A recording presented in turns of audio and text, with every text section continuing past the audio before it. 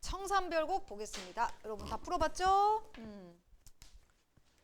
우리가 그 1학년 때 내신으로 우리 가시리라든지 서경별곡 이런 거 배웠을 거 아니야. 그것 중에 이제 고려 가요 중에 아주 또 대표적인 작품이 청산별곡인데 이 청산별곡이 들어가는 학교도 있었을 것 같고 1학년 때 그리고 처음 보는 친구들도 있을 것 같아요. 청산별곡을 반드시 했던 학교가 무원이 좀 했었던 걸로 기억을 하고 서정도 청산별곡 꽤 많이 했었던 걸로 기억을 하고 근데 백양도 했었던 걸로 기억을 하는데 아무튼 요거는 고려가요 중에서는 기본값이다 이렇게 생각을 하면 됩니다. 할 게 되게 많은 그 작품이에요. 그래서 여러분 필기를 좀 할 게 많을 수 있습니다. 자, 요거 고려가요예요. 고려가요. 그죠? 고려가요입니다. 필기를 좀 옆쪽에다 해볼까요? 자꾸 촬영을 시켜가지고 나 촬영 못하는데. 자, 보자. 고려가요의 특성을 좀 생각을 해볼게. 고려가요. 고려가요는 고려시대 때 노래지. 그지? 고려시대 때 서민들도 노래를 짓고 불렀고 또 귀족들도 노래를 짓고 불렀어요.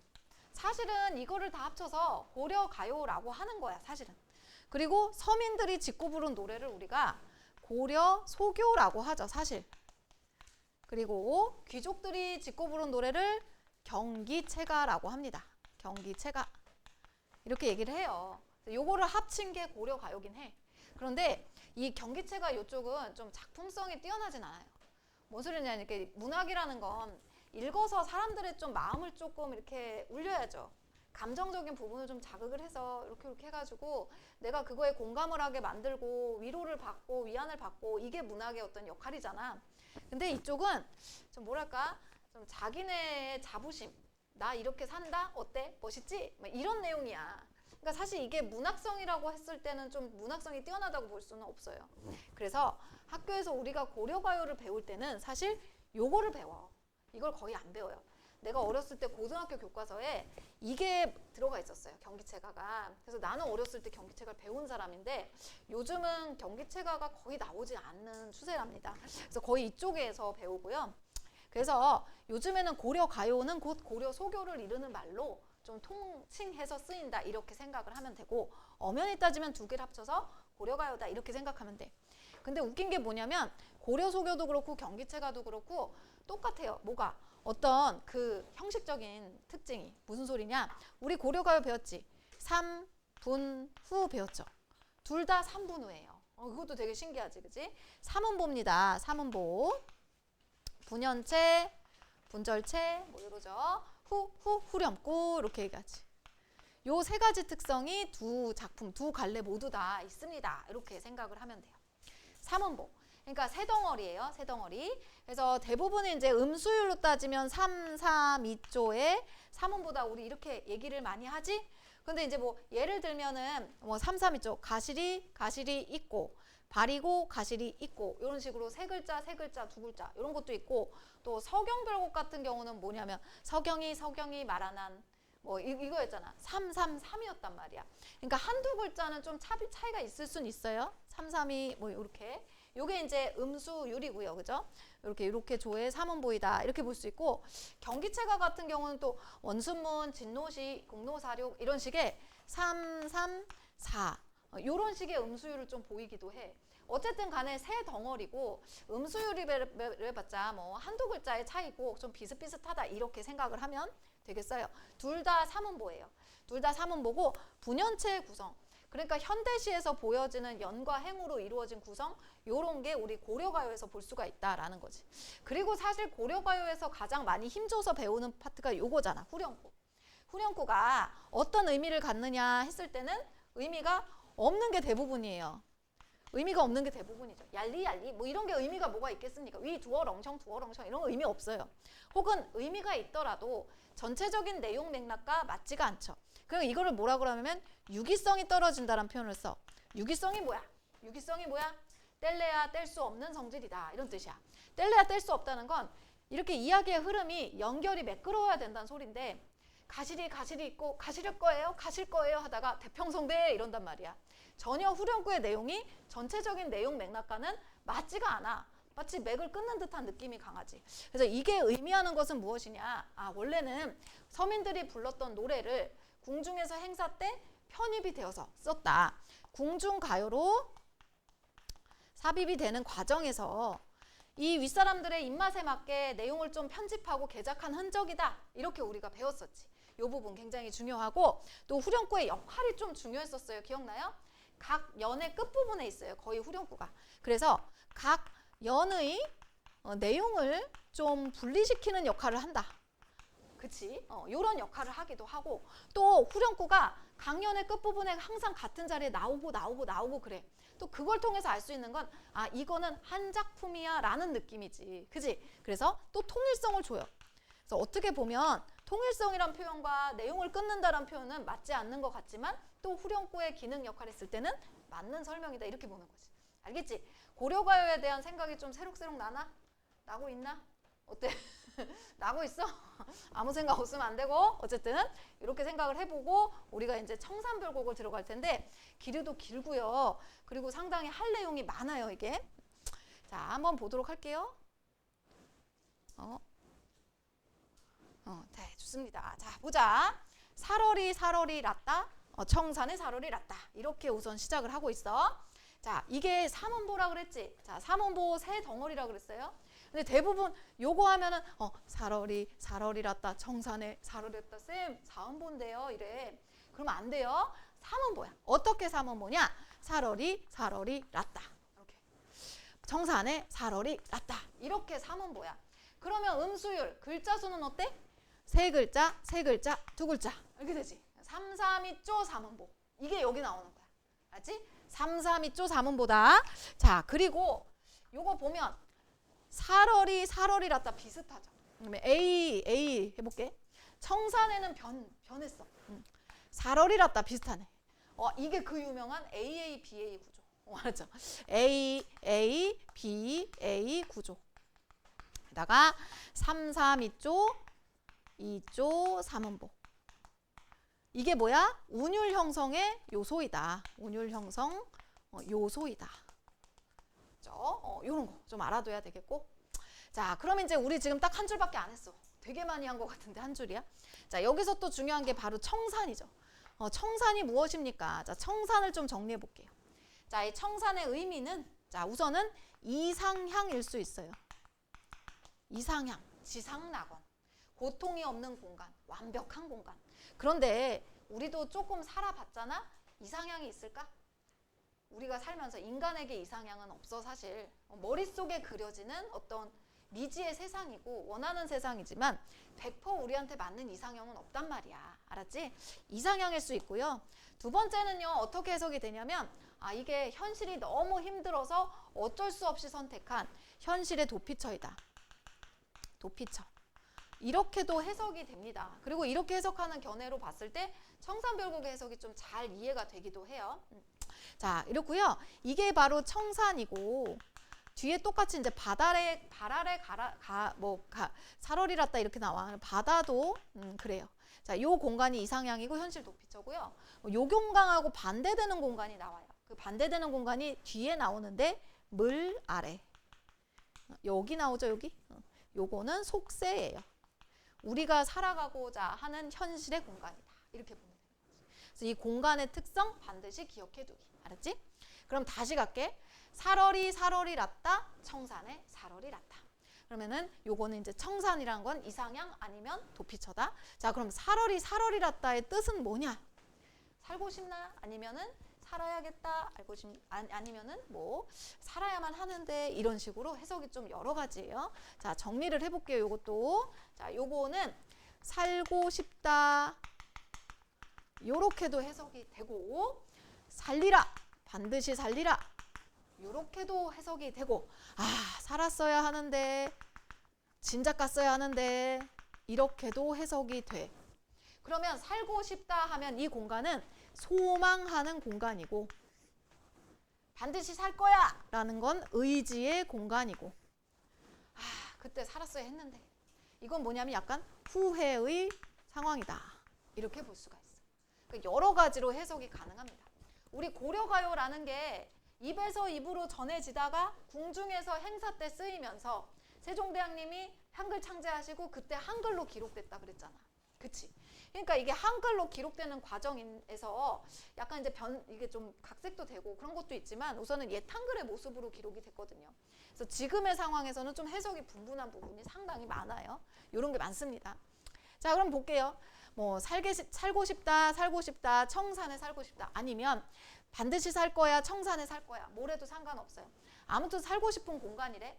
자, 그 공간에서 뭐 먹고 사냐? 머리랑 다래랑 먹고 청산에 살 거래. 자, 그럼 머루랑 다래가 의미하는 게 뭐냐? 산에서 나오는 산의 열매거든. 머루 다래는. 얘네가 특별한 거냐? 아닙니다. 얘네는 그냥 야생에서 자라는 애들이고요. 그러니까 여기 맥락상 보면 그렇게 특별하고 좋은 음식이 아니고 상당히 소박한 음식에 가까워요. 소박한 음식. 자, 그러면 이게 무슨 소리야? 내가 바라는 이상적인 공간의 모습이 뭐 대단한 게 아니라 그냥 나오는 음식 먹고 편안하게 살고 싶다는 소리로 해석이 되잖아. 그러면 이 말은 다시 말하면 현실이 이런 것조차도 허용이 안 되는 상당히 힘들고 어려운 현실이구나 이렇게 해석이 되는 거지. 그러니까 이때 당시를 무신정권 당시다 이렇게 해석을 많이 하거든요. 얼마나 힘들어요. 외부에서도 전쟁이지 내란도 심하지 이러니까. 그러니까 사람들이 너무 힘드니까 많은 거 바라지 않는 거야. 그냥 청산 가서 편안하게 그냥 나오는 음식 먹고 그렇게 살고 싶어. 이렇게 해석하는 거야. 알았지? 자, 그 다음 얄리얄리 얄랑셔 얄라리 얄라. 여기 후렴구 보면 너무 캐발랄하잖아. 전체적인 내용은 지금 저기 가서 제발 살고 싶어 이런 건데, 그지? 그래서 이게 어떤 내용 맥락상 좀 분위기가 맞지가 않는다라는 거야. 의미는 없는 걸로 보여지고요, 그죠? 랄랄라 꿍꿍꿍 이런 거고 의미는 없고, 그리고 이거는 이제 밝고 경쾌한 느낌이 강해요. 밝고 경쾌한 느낌이 상당히 강하다. 그러니까 내용의 분위기와 안 맞아요. 내용과 맞지는 않아요. 그치? 그리고 굉장히 운율 형성에 좋죠. 운율 형성. 또 운율 형성이 왜 좋으냐면 뭐 리을 음이라든지 이응음 요런 어떤 이런 거 이제 울림소리잖아요. 이런 걸 쓰면 뭔가 경쾌한 느낌이 들어서 내용 형성이 상당히 좋습니다. 운율 형성이 좋습니다. 됐지? 이게 이제 1년 한 거예요. 할 게 되게 많죠. 2연으로 넘어갈게. 2연. 자, 울어라 울어라세요. 자고 일어나 울어라세요. 이랬어. 자, 우선 울어라도 해석이 두 가지로 돼요. 자, 첫 번째는 뭐냐면 우는구나. 어머 새야 너 우는구나. 그지? 이건 약간 우는구나 감탄. 어떻게 우는구나. 내지는 울어라 새야 울어라. 이건 명령. 요렇게 두 가지로 해석이 돼. 근데 뭘로 해석해도 뭐 관계는 그렇게 크게 없어요. 그러니까 한마디로 새야 너 우는구나. 내지는 야 울어 이렇게 해도 상관없어. 그런데 여기서 중요한 건 요 표현이야. 자고 일어나서 운대. 사람이 아무리 힘들고 어려워도 자고 일어나자마자 울기는 쉽지 않아. 사실은 자고 일어나면 좀 생각하지 한참 이렇게 멍하게 있다가 이러면 되지. 자고 일어나자마자 누가 그렇게 울어. 그러니까 이 말은 뭐냐면 그만큼 슬픔이 너무 심하다는 소리예요. 그치? 슬픔의 깊이가 너무 크다. 그러니까 자고 일어나자마자 울 수가 있는 거야. 이해됐어? 너무 슬퍼서 자고 일어나서 우는 거야. 자, 됐지? 널라와 라는 거는 너보다 비교예요. 비교. 너보다 시름이 많은 이런 뜻이야. 고전시가에서 하다는 뭐지? 하다는 많다였잖아. 그치? 하다 아래야 붙은 하다가 뭐였어요? 두의 의미의 하다였잖아. 그치? 그러니까 너보다 시름이 많은 나도 자고 일어나서 우는데 야 너도 우는구나. 내지는 야 나도 자고 일어나서 울어. 야 너도 힘들면 울어. 이렇게도 해석이 된다. 알겠지? 그러니까 이런 부분에서 알 수 있는 건 뭐냐? 새는 어떤 존재냐? 쟤도 힘든가 보다. 쟤도 자고 일어나서 우는 거 보니 쟤도 힘드네. 나도 힘든데 이렇게 되지. 그래서 새는 뭐냐면 나의 감정과 일치하는 존재. 나의 감정을 새에게 이입을 했다. 감정이입의 대상이다. 감정이입의 대상이다. 그리고요, 새도 슬퍼서 울어, 나도 슬퍼서 울어. 우리 서로 너무 불쌍해. 이거는 동병상련이라 그래. 야, 너도 불쌍해, 나도 불쌍해. 그지? 서로를 불쌍하게 여기는 거야. 동병상련. 됐지? 이런 거예요. 알겠죠? 그러니까 전체적으로 삶에서 뭘 느끼고 있어? 계속 아, 슬픔을 느끼고 있다. 아, 뭔가 삶이 만족스럽지 않으니까 청산호 뜨고 싶고, 아, 너무 삶이 힘들어, 괴로워, 비애의 감정을 느끼고 있다. 이렇게 보면 되는 거야. 잘했지? 그 다음 이제 3년 갑니다. 자, 너무 빠르면 얘기하세요. 너무 빠르면 얘기해. 자, 3년. 가던 새 본다, 물 아래 가던 새 본다. 이렇게 했습니다. 자, 우선은 여기에서 가던 새, 이게 두 가지로 해석이 되거든. 아니, 뭐 이렇게 해석이 여러 가지 돼. 이 청산별곡이 굉장히 많아요, 이게 그래서 어려워. 자, 가던 새는 뭐냐? 첫 번째, 가던 새야. 그냥 날아가던 새로 쓸게. 날아가던 새. 요렇게 해석이 돼요. 자, 두 번째는 뭐냐? 갈던 사래. 자, 사래는 밭의 일항을 얘기해요. 일항. 밭의 일항 있죠. 밭에 가보면 이렇게 흙이 도톰한 데가 있고 이렇게 평평한 데가 있고 이런 식으로 돼 있거든. 도톰한 데다 씨앗을 뿌리잖아, 우리가. 이게 일항이야, 일항. 밭일항이라 그러지, 그지? 자, 근데 사래라 그랬대, 옛날에. 두 가지로 해석이 되는데, 이거는 뭔 소리냐? 물 아래 가던 새 본다. 우리 인류 속새는 항상 강물 옆에 마을을 짓습니다. 그래서 물 아래, 물 근처에 있는 곳은 우리가 사는 세상, 속새예요. 현실의 세상이야. 자, 그럼 정리를 해볼게요. 가던 새라는 것은 뭐냐? 우선은 날아가던 새로 본다면 이렇게 해석이 돼요. 내가 현실이 너무 힘들어. 나 그냥 청산 가서 살게요. 그래서 짐을 다 쌌어. 아, 나 진짜 지긋지긋해. 갈 거야. 짐 싸서 이렇게 가고 있는데 하늘에 새가 이렇게 날아가네? 그럼 내가 새를 본다는 건 내 시야가 어디로 가는 거야? 내가 일로 가고 있는데 새가 절로 가면 이렇게 본다는 거지. 이렇게 보면 여기가 어디야? 내가 살던 곳이잖아. 그러니까 이거는 현실의 공간인 거야. 이해됐어요? 내가 가다가 새를 본다, 현실을 본다라는 소리야. 그리고 날아가던 새로 보면 그렇고, 갈던 사례도 그래요. 내가 밭을 갈던 밭의 일항을 다시 본다는 건 현실에 대한 내 실제의 삶이 있었던 공간을 본다. 왜 봐? 내가 다 포기하고 떠나려고 하는데 왜 봐? 삶에 대한 미련이야. 현실에 대한 미련이다. 현실에 대한 미련. 근데 누구나 삶이 힘들고 어려워도 현실에 대한 미련은 있어. 무슨 얘기인지 알겠어? 예를 들어서 니네가 아, 너무 공부하기 싫어. 나 진짜 공부 안 할 거야. 나 무인도로 갈 거야. 이러고서 막 짐을 다 쌌다고 상상을 해봐. 다 쌌어. 그러고 이제 갈 거야 하고 딱 나오는데 갑자기 뒤에서 까똑. 그러면 궁금하잖아. 그지? 한 번만 누군지 확인만 할까? 이게 사람이라고. 그러니까 삶이 힘들고 어려워도 내가 원래 터를 잡고 살던 그 곳에 대한 약간의 미련과 아쉬움과 애착은 다 있어요. 알겠죠? 그거에 대한 설명인 거야. 그러니까 우리는 삶이 힘들어도 여기를 벗어나기 쉽지가 않은 거예요. 그 얘기를 하는 것이다. 알겠지? 자, 그런데 잉 묻은 장글랑 가지고 물 아래 가던 새를 본대. 수진아. 자, 잉 묻은 장글란을 본댄다. 가지고 간댄다. 자, 근데 여기서 잉 묻은 장글란의 표현이 굉장히 중요합니다. 이거 잘 정리하세요. 자, 우선은 첫 번째 잉 묻은 장글란은 이끼 묻은 쟁기예요. 농기구를 얘기해요. 자, 그러면 농기구에 이끼가 묻었다는 게 무슨 소리야? 안 썼단 소리예요. 안 써서 이끼가 묻어. 왜 안 써? 쓸 수가 없어요. 농사 좀 지을만 하면은 외국에서 쳐들어와요. 농사 좀 지을만 하면 내일 아니야. 맨날 힘들어. 그러니까 농사를 짓는 농민들이 맨날 끌려다니는 거야. 병사로 맨날 여기 끌려다니고 저기 끌려다니고. 농사를 못 짓어. 그럼 이 사람들은 뭐가 되는 거야? 흘러다니는 유랑민이 되는 거죠.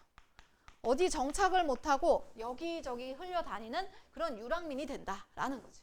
아, 그러면 잉 묻은 장글란을 이끼 묻은 쟁기로 해석했을 때 이 작품의 화자가 유랑민이다.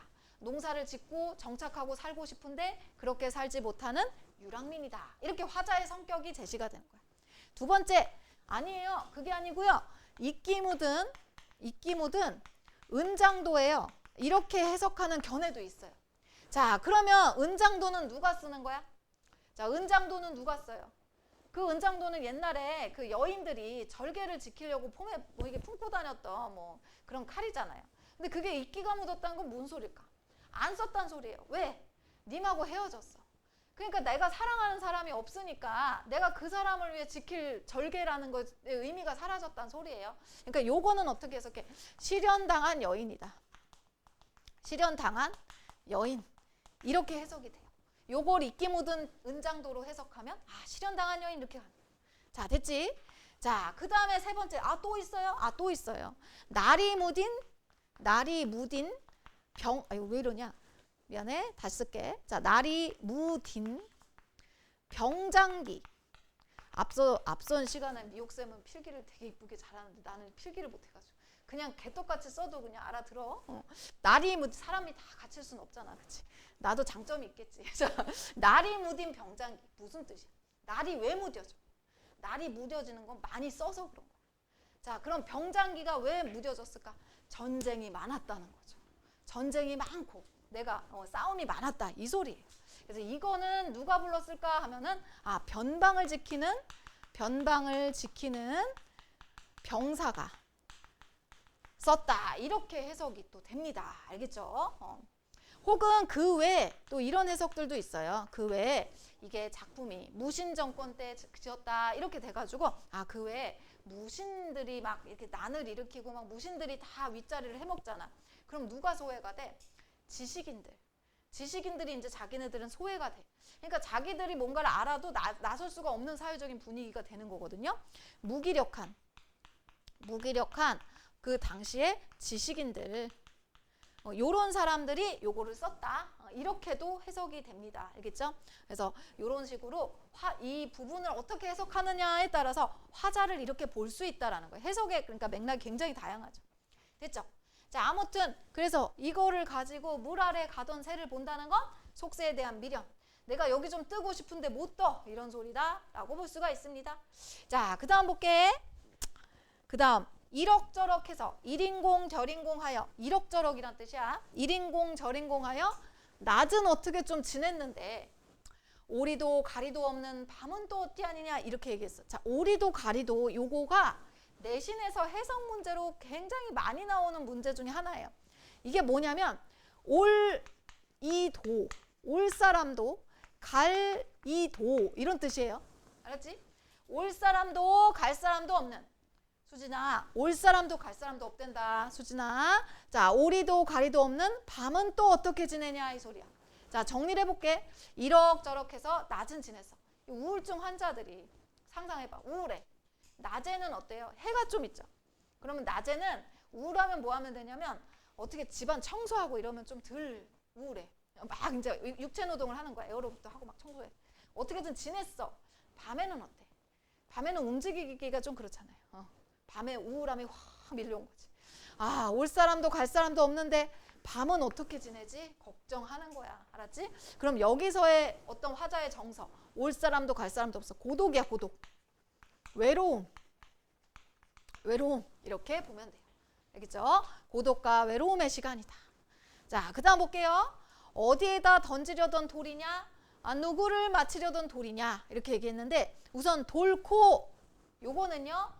여러분 우리 중세 국어에서 배웠어. 히읗 종성 체언 들어봤어요? 그치? 자, 머리카락, 뭐 살, 코기 요것도 돌이면 돌, 히읗, 고 해가지고 돌코야. 그래서 이거는 히읗 종성 체언이야. 알았지? 자, 어디에다 던지려던 돌이냐? 돌은 그 돌석, 돌이에요. 돌. 누구를 맞히려던 돌이냐? 돌이 어디서 날아왔어. 근데 이게 누구를 맞히려고 던졌는지, 누가 던졌는지, 어디서 던졌는지를 몰라. 알 수가 없어요.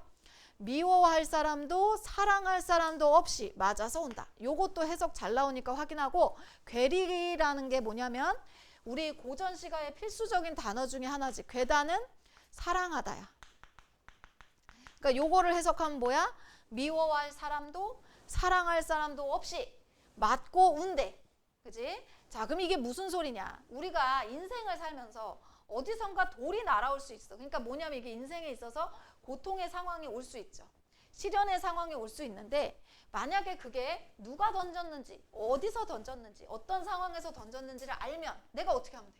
너 나한테 돌 던졌어? 하고 가서 두드려 팰 수도 있고 가서 욕을 해줄 수도 있고 화풀이를 할 수도 있고 아니면 너 도대체 나한테 왜 그랬어? 이유라도 알 수 있는데 지금 이거는 이유를 모르겠는 거야. 어디서 뭔가 슬픔이 밀려왔는데 그것의 원인도 몰라, 이유도 몰라. 그럼 이럴 때 어떻게 할 수밖에 없어요? 그냥 맞고 주저앉아 울 수밖에 없는 거야. 그치? 내가 할 수 있는 방법이 없잖아요. 그래서 여기서의 돌은 뭐냐면 피할 수 없는 인간의 숙명을 의미하는 거야. 숙명적인 비애. 슬픔의 상황이 왔는데 이게 인간으로서는 피할 수 없는 것이다. 원인도 몰라. 왜 이런 일이 벌어졌는지도 몰라. 그러면 나약한 인간은 어쩔 수밖에 없냐? 그냥 맞고 울 수밖에 없다. 그 소리입니다. 그래서 사랑할 사람도 미워할 사람도 없이 맞아서 울고 있다라는 거죠. 그러면 여기서 나타나는 화자의 태도는 어떠냐? 보면 내가 무언가를 극복하기 위해서 노력한다, 의지한다 이걸로 되는 게 아니잖아.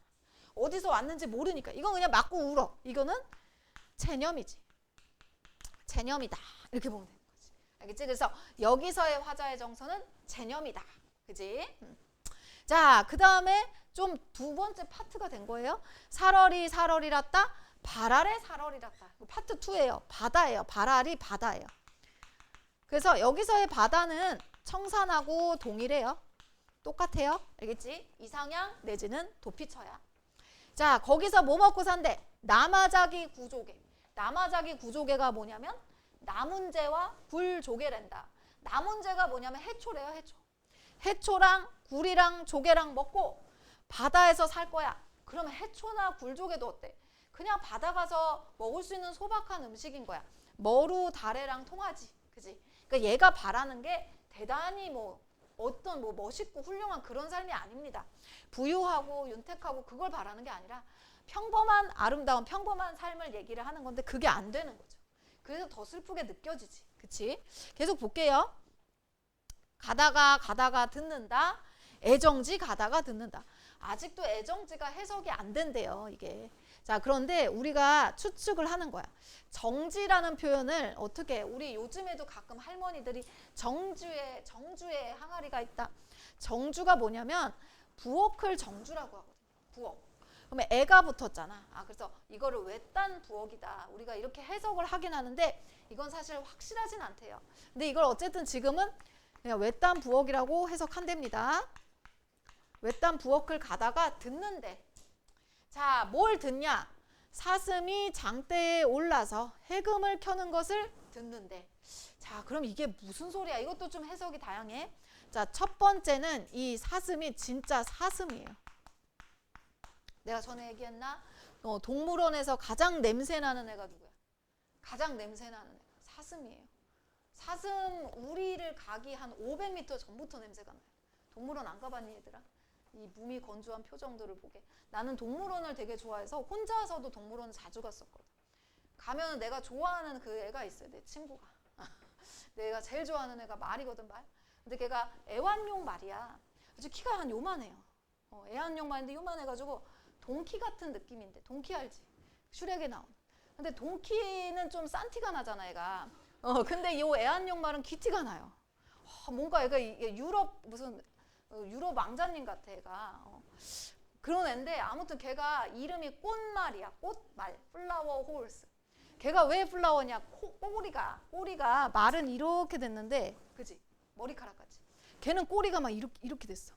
그래서 뒤에서 이렇게 뒷모습을 보면 궁뎅이가 이렇게 보이는데 꽃이 막 실룩실룩하는 게 막 보여. 너무 귀여운 거야. 너무 귀여워서 내가 걔를 맨날 만나고 안녕 내가 또 왔어 이렇게 만나고 혼자 가가지고. 그리고 두 번째로 들르는 데가 그 돌고래쇼.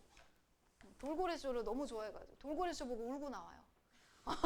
너무 감동받아. 애들 너무 똑똑해. 울고 나 혼자. 그래서 누가 보면 사연 있는 여자인 줄 알고. 근데 사연은 없고. 어쨌든 그러고 왔는데 사슴이 그렇게 냄새가 심해요. 내가 봤을 때 동물 중에 제일 냄새 심한 채야. 사슴. 사슴이 장대에 올라서 이렇게 해석하거든요. 자, 사슴이 장대에 올라서 자, 그럼 이게 무슨 소리야? 장대가 뭔지 알아요? 긴 막대기죠. 옛날에 쇼 공연할 때 서커스 같은 거 상상하면 돼요. 긴 막대기에 사슴이 여기 끝에 올라가가지고 해금을 켠대. 해금이 뭔지 알아? 이렇게 된 게 현악기예요. 사슴 발 봤어? 사슴 발이 요렇게 요 발로 이 장대를 어떻게 이거 상상해도 웃기지 않니? 막 이렇게 올라갔다고 치자. 거기서 제가 해금을 어떻게 키냐고 저 발로. 말이 안 되잖아. 그러니까 이거는 무슨 뜻이냐? 불가능한 일이 일어나기를 소망한다. 그러니까 지금으로 따지면 너무 살기 힘들면 사람들이 로또 사고 코인하고 주식하고 이런 거예요. 그러니까 왜? 약간 불가능한 일이 좀 일어났으면 좋겠다. 내가 1억 뭐 100억 뭐 벌었으면 좋겠다. 이런 거를 꿈꾸는 거지. 힘들고 어려울수록 그러거든 사람들은. 그거예요. 힘들고 어렵다는 걸 의미하는 거다. 이렇게 보면 돼. 자, 두 번째로 이걸 또 어떻게 해석을 하냐면 사슴 분장을 한 광대의 공연을 본다. 이렇게 해석을 해요.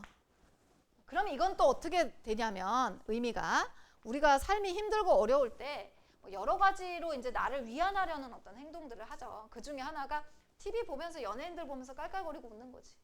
뭐 그러면은 현실이 변하냐 변하는 거 1도 없지만 그냥 그 순간의 괴로움은 좀 있는 거야. 그렇게 해석하면 돼. 그래서 뭔가 어떤 그 공연 같은 것을 보면서 위안을 얻는다. 그리고 좀 이렇게 근심을 좀 덜어내기 위한 노력이다. 이렇게 해석을 해요. 마지막 세 번째 또 있어요? 네, 있어요. 세 번째 뭐냐면 이거 원래 사람이를 써야 되는데 사람이를 사슴이로 잘못 썼어요. 우리 잘못 타자하는 걸 오타라 그러잖아. 잘못 기록했어요. 그래서 이거를 오기라고 얘기해. 잘못 기록했다 이런 뜻이야. 잘못 기록했다. 알겠죠? 그래서 요거를 요렇게 세 가지로 해석이 또 가능해. 근데 뭐 뭘로 해석하든지 간에 느낌이 오죠. 삶이 힘들다. 이 사람 삶이 힘드네. 그치? 자, 그래서 해금을 켜는 걸 듣는다 라고 했어. 자, 이제 마지막이에요. 마지막. 가다가 배부른 독에 설진 강수를 빚는다. 이건 뭐냐면 나 진짜 못 살겠어. 나 진짜 이제 청산 갈게요. 그래서 지금 다 싸고 이제 가는 거야. 가는데 배부른 독에 항아리 있죠. 항아리에 설진 강수를 빚는데. 그러니까 강술 옛날에 술이 곡주잖아. 곡주가 발효가 되거든. 그 발효될 때 아주 강술이니까 아주 매운 냄새가 막 발효되는 냄새가 나는 거야. 아주 강술을 빚는데. 조롱꽃 누룩이가 매와 잡사하니 이거 뭐야? 조롱꽃 모양의 누룩곰팡이에요. 알지? 누룩곰팡이. 그 누룩곰팡이가 발효되는 냄새가 매워. 나를 잡어. 사실은 얘가 잡는 게 아니라 내가 주저앉는 거야. 그치? 그러니까 얘 누룩곰팡이가 발효되는 냄새가 나를 잡는다라고 표현했지만 사실은 내가 눌러 앉아서 술 마시는 걸 이렇게 표현한 거야. 내가 어찌하겠어? 뭐 하겠어? 술이나 마셔야지 뭐. 이렇게 해석되는 거지. 자, 그러면 술은 어떤 기능을 해? 문제를 해결해 줄까? 전혀 아니죠. 그냥 이거는 일시적으로 고통을 잊는, 그지? 그래서 일시적인 위안의 수단이다. 일시적으로 그냥 나를 좀 달래주는 수단에 불과합니다. 이 술을 마신다고 해서 뭐 문제가 해결되겠습니까? 그렇지는 않죠. 근데 이 문제가 뭐랑 굉장히 잘 나오냐면 이 술, 여기다 이렇게 밑줄을 치고요. 자연친화 시조들이라든지 자연친화의 내용을 담은 가사 작품들이 있어요. 그런 데서 가끔 술을 마시는 내용이 나와. 자연물을 보면서 술 한 잔 마시는 너무 좋다. 우리 뭐 상춘곡 같은 거 보면은, 그지? 자, 거기에 술을 밑줄을 긋는 거야. 그래서 두 술의 기능의 차이점을 물어보는 문제 유형이 꽤 있어요. 자, 그러면은 여기는 그냥 일시적인 위안의 수단이고요. 청산별곡에서는 그런 시조들의 술은 뭐예요? 자연에서의 풍요의 수단이다. 자연의 즐거움을 더욱더 만끽하기 위한 수단이다. 이렇게 해석이 되는 거지. 그런 식의 비교하는 문제가 또 나올 수 있으니까 여기서 술의 기능도 우리가 좀 체크를 해야 되겠다. 오케이? 자, 이래서 청산별곡의 전체적인 내용을 봤어. 근데 굉장히 좀 중요한 게 하나 있습니다. 청산별곡의 구조의 특징인데요. 구조의 특징인데, 자, 청산별곡이요. 지금 1년부터 8년까지로 구성이 되어 있잖아요. 그지? 자, 1, 2, 3, 4, 5, 6, 7, 8. 이제 숫자도 몰라, 이제. 자, 1, 2, 3, 4, 5, 6, 7, 8. 앞에 1, 2, 3, 4는 청산의 살얼이 낫다였어. 여기가 청산 파트예요. 청산 파트예요. 그지? 근데 여러분이 이제 보면 알겠지만요. 유견에서 뭐라고 하냐면 발 아래 살얼이랐다 하거든. 여기서 발 아래 살얼이랐다 해. 자, 그러면 이게 왜 유견으로 가 있지? 사람들이 생각하고 얘네 둘이를 위치를 바꾸면 대칭 구조가 되거든. 이렇게 대칭 구조가 돼. 그래서 요거는 바다 파트, 요건 청산 파트. 데칼코마니 같이 이렇게 접혀지는 거야. 그런데 왜 얘가 위치가 이렇게 바뀌었지? 위치만 바꾸면 좋은데. 그래서 이거를 어떻게 보냐면 구전되던 걸 기록을 한 거잖아. 아마 둘을 바꿔서 기록했나 보다. 우리 이렇게 해석해요. 알겠지? 그래서 유견과 오연의 위치를 바꿔봤을 때 두 그 시가 1년부터 4년까지 5년부터 8년까지가 대칭 구조를 이룬다라는 거. 요것도 알아두기. 알겠지? 청산 별곡만의 특징이니까 알아둡시다. 자, 그러면 우리 문제 아까 풀었지? 한번 확인해 볼게요. 1번의 답은 2번입니다. 역설적 표현 없죠? 우리 고전시가에서 역설적 표현은 거의 안 나옵니다. 어구 반복 나오고요. 의문 반복 나오고요. 감정이입 아까 울어라 울어라 세요. 후렴구 나오고요. 됐죠? 2번의 답은 3번입니다. 그러니까 현실에 대한 화자의 인식. 고통스러워요. 현실이 힘들어요. 알겠죠? 그렇게 되면 됩니다. 3번의 답은 5번입니다. 그러니까 미음이 뭐야? 발할. 여기가 뭐였죠? 지향하는 세상. 이상향. 혹은 현실에서의 도피처. 이렇게 보면 되겠지. 됐지? 자, 그럼 한 장을 넘겨서요. 한 장 넘겨서 우리 청산별곡 한번 정리해 볼게요. 자, 정서와 태도를 정리해보자. 가로 한번 채워보자. 자, 청산의 살얼이 났다 했습니다. 그럼 이 청산이 어디냐? 이상향이야. 이상향 혹은 현실의 도피처 이렇게 보면 돼요. 됐지요? 자, 2번 새와 함께 슬퍼. 울어라 울어라 새요. 삶의 비애. 얼마나 슬프면 아침에 깨자마자 우냐. 너 진짜 슬픈가 보다. 이렇게 되는 거지.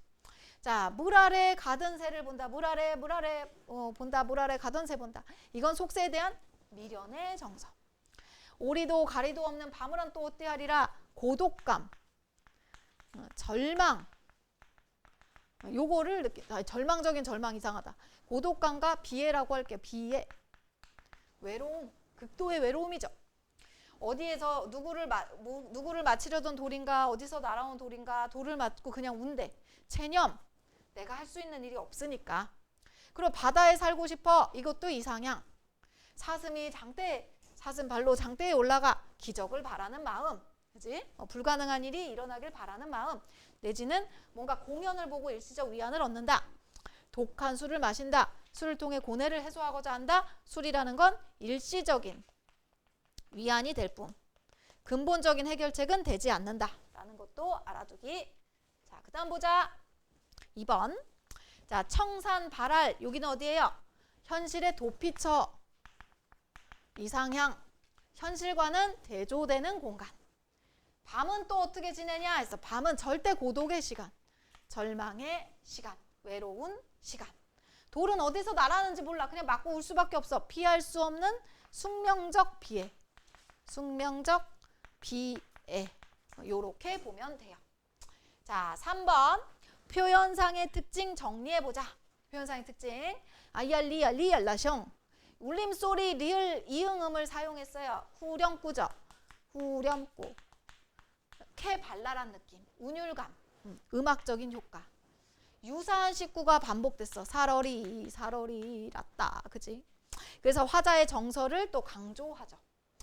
새에게 감정을 이입한 표현이 있었어. 울어라 울어라 하세요. 보이지? 그지? 이런 것들 주목해야 됩니다. 됐지요? 자, 그러면 내가 아까 전에 기출문제 프린트 2개를 줬어. 하나가 살얼이 났다 써있는 거 있잖아. 그게 S고니까 S고가 어디야? 서정이에요. 서정.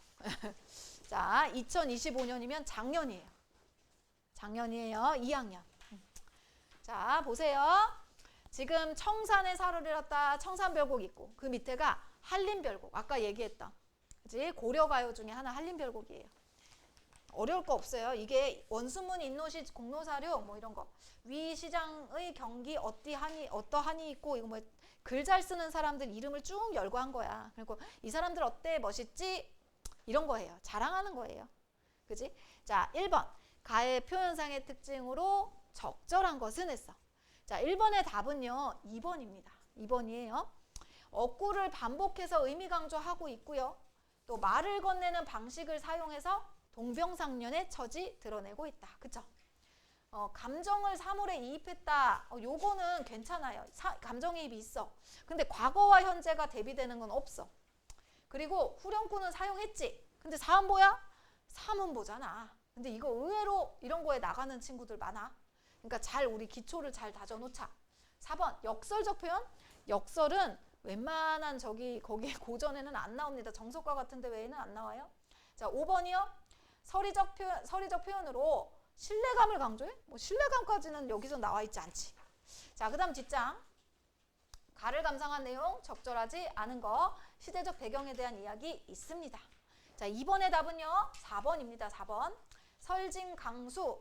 자, 현실의 고통을 치유받는 건 맞는데 현실을 극복 의지를 다져? 아니에요. 여기는 극복 의지를 다질 수 없을 정도로 현실에 너무 지쳐 있어. 체념입니다. 알았지? 자, 3번. 요런 문제 충분히 나와요. 3번 같은 문제. 자, 이거는 말 안 하고 낸 거죠. 말 안 한 거 낸 거야. 근데 요즘에 약간 내신의 트렌드인데 이게 요즘 이제 한 2년, 3년 동안 보면은 이게 연간 작품으로 나오는 작품들이 우리가 흔히 얘기하는 약간 고전틱한 유치원의 깃발 이런 거 되게 고전스럽거든. 그러니까 현대시인데 너무 알아야 되는 현대시 있잖아. 뭐 중학생이 알아야 할, 고등학생이 알아야 할 이런 작품들. 한용운의 시죠. 아니 한용운의 시. 뭐 이런 것들. 김소월의 시.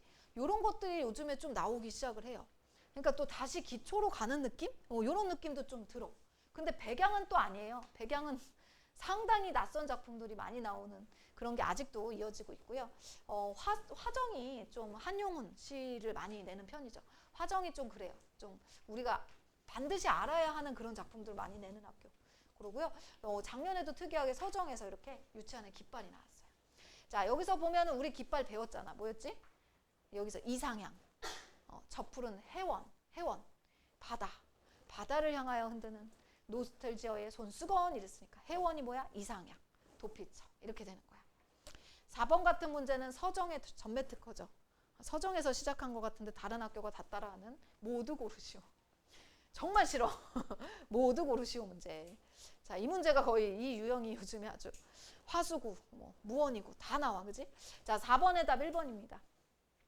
근데 서정 같은 경우는 이런 모두 고르시오 문제가 모든 문제 세트마다 다 나온다고 생각하시면 돼요. 심지어 하나의 세트 안에 2개 정도도 나와요. 애들의 진을 빼는 거야. 이런 거는 진짜 너무 진 빠지지 않아? 하나하나씩 다 따져보고 다 읽어봐야 되고 엄청 힘들 것 같아요. 그리고 이런 문제 많이 내는 학교가 또 무원이에요. 무원이 상당히 디테일하게 많이 들어갑니다. 화수도 그렇고. 자, 기억. 신진사대부들의 자기 과시 나와 있고요. 사문보 율경 맞고요. 정형화된 감탄고. 위 경기 어떠하니 있고 그래서 경기체가예요. 자, 근데 리을 보면 객관적인 시선이 아니고 주관적이죠. 시는 기본적으로 주관성이 강해요. 시라는 거는. 알겠죠? 시에서 드물게 객관적인 어떤 시선을 보여주는 표현은 우리가 관조적인 표현이라고 들어봤어? 관조적인 표현. 제3자가 돼서 한 2-3걸 뒤에서 전체를 보는 거야. 그지? 그럼 전체적인 상황을 보는 거잖아. 그때는 내 감정을 싫지 않고 보는 거지. 그럴 때 관조적이다 이렇게 얘기하는데 그런 시들은 몇 개 안 돼. 대부분 시는 자신의 감정을 표현하는 거기 때문에 서정 갈래잖아. 그러니까 주관성이 강하다 이렇게 보면 되고. 자, 미음 후렴구가 있어요. 근데 현존하는 뭐 경기체가 마지막 작품 아닙니다.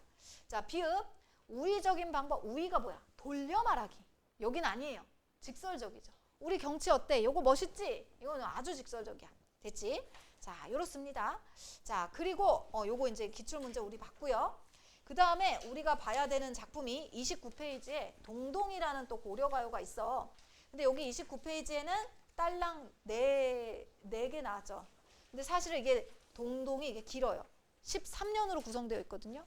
그래서 내가 요거 H고라고 써 있는 거 기출문제 가져왔어.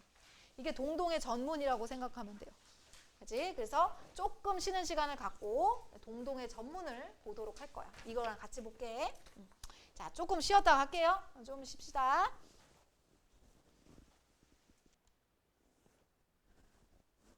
자, 우리 이어서 볼까?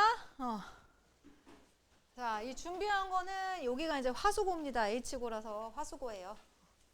작년에 이제 동동이라는 고려가요가 시험범위였고 화수는 비상한 문학교과서여서 비상한 문학교과서에 동동이 수록이 되어서 매년 이게 시험범위에 들어갔었던 걸로 기억을 하고 비상한을 또 썼던 학교가 어디더라?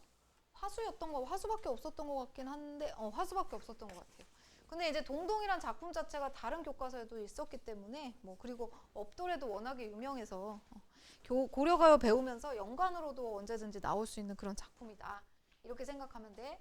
이 동동의 특징은 뭐냐면 원령체 형식인 게 중요해요. 원령체 형식. 여기다 쓸게. 원령체 형식이다. 원령체 형식이 뭐냐면 1월에는 뭐가 있고 2월에는 뭐가 있고 3월에는 뭐가 있고 이렇게 1, 2, 3, 4, 5, 6, 7, 8 쭉쭉쭉쭉 해서 12월까지 이렇게 쭉 제시가 되어 있는 그런 구조가 원령체라는 건데 이게 이제 원령체 중에서 가장 오래된 작품이라고 생각을 하면 돼. 원령체의 특징은 뭐냐면 계절이 좀 들어가 있어요. 1월부터 2월까지이기 때문에 어떤 계절의 특성이 잘 드러나고 있고요. 계절적인 특성이 들어가 있는 게 좀 특징이고 아니면은 그 달에 하는 어떤 행사들 있잖아. 그런 거 우리가 세시풍속이라 그러거든. 세시풍속 이런 것들이 그 안에 조금 녹아 들어가 있어요. 그래서 민속학을 연구하시는 분들도 이런 어떤 문학 작품들을 통해서 연구를 또 많이 하신다고 하시더라고. 아, 그때 당시에는 이런 게 있었구나 이렇게 그렇게 알 수 있게 해주는 것이다라는 거야. 그리고 이제 계절의 흐름, 계절의 특성, 거기에 따른 어떤 화자의 심리 상태라든지 그런 것들이 나오는 것이 좀 특이한 점이고요. 여기 동동에서도 보면 이게 고려 가요니까 당연히 3분 후잖아요. 그래서 여기 후렴구, 아우 동동다리 이렇게 후렴구가 있습니다. 이 동동이란 거는 어떻게 해석이 되냐면 북을 동동동 두드리는 소리다. 그래서 요거를 이제 의성어이다. 의성어이다. 그리고 이 의성어가 곧 작품의 제목이 되었다. 그지? 이렇게 보는 거죠. 작품의 제목이 되었다. 이렇게 또 보는 거죠. 알겠지?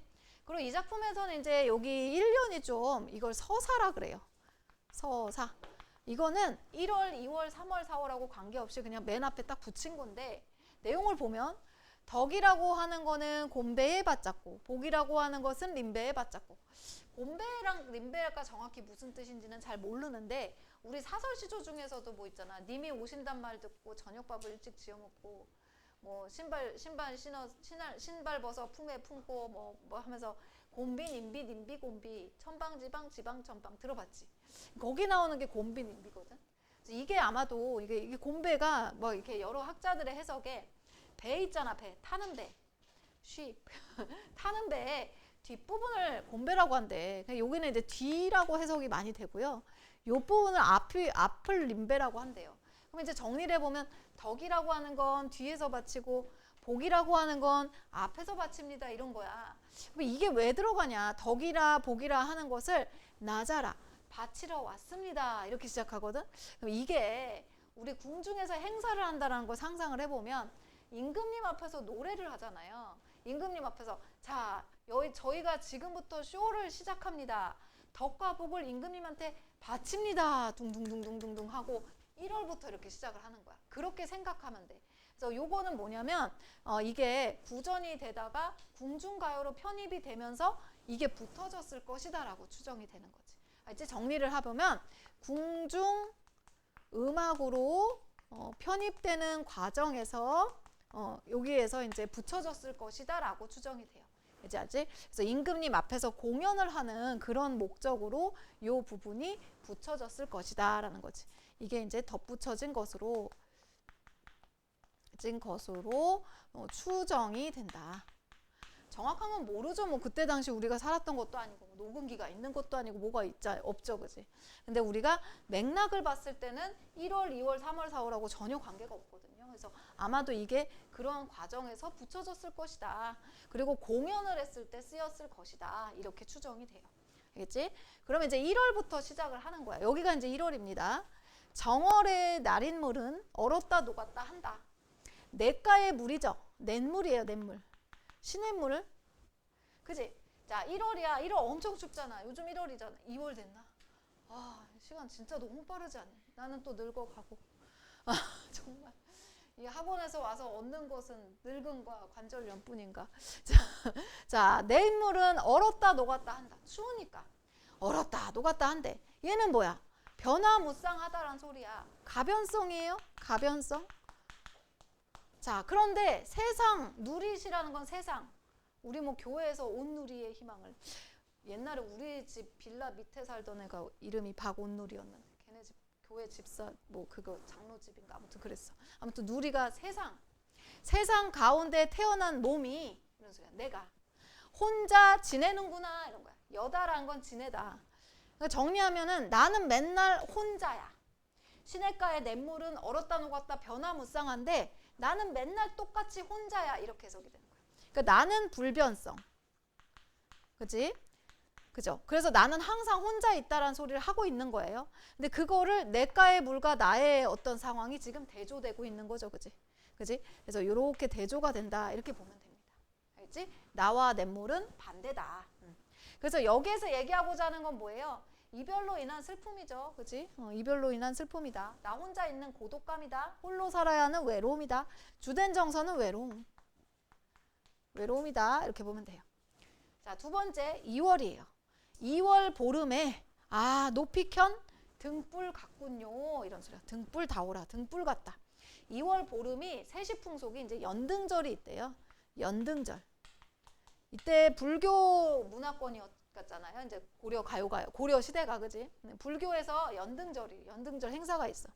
그럼 이때 2월 보름에는 등을 켜가지고 이렇게 밤에 불을 밝혔다는 거지. 되게 예뻤겠죠. 등불을 막 켜서. 그지? 그러한 등불 같아. 누가? 나의 님이. 그지? 임을 지금 뭐 하는 거야? 임을 약간 이렇게 떠받드는 거야. 송축하는 거야. 송축. 임의 모습을 비유하는 거지. 비유해서 표현을 한 거야. 높이 켠 등불 같대. 왜? 만인을 비추시는 모습이시니까. 그러니까 만인을 비춰주시는 아주 훌륭하신 덕을 가지고 계신 분이야. 정신을 가지고 계신 분이야. 이거는 임의 어떤 그 정신적인 어떤 훌륭한 점, 그러니까 훌륭한 인품, 인품. 요거를 높이 켠 등불에 빗대어서 표현했다. 이렇게 보면 돼요. 알았지? 님의 훌륭한 인품을 표현했다. 오케이? 이렇게 가면 돼요. 자, 그 다음에 이제 3월 봐도 되죠? 3월로 가겠습니다.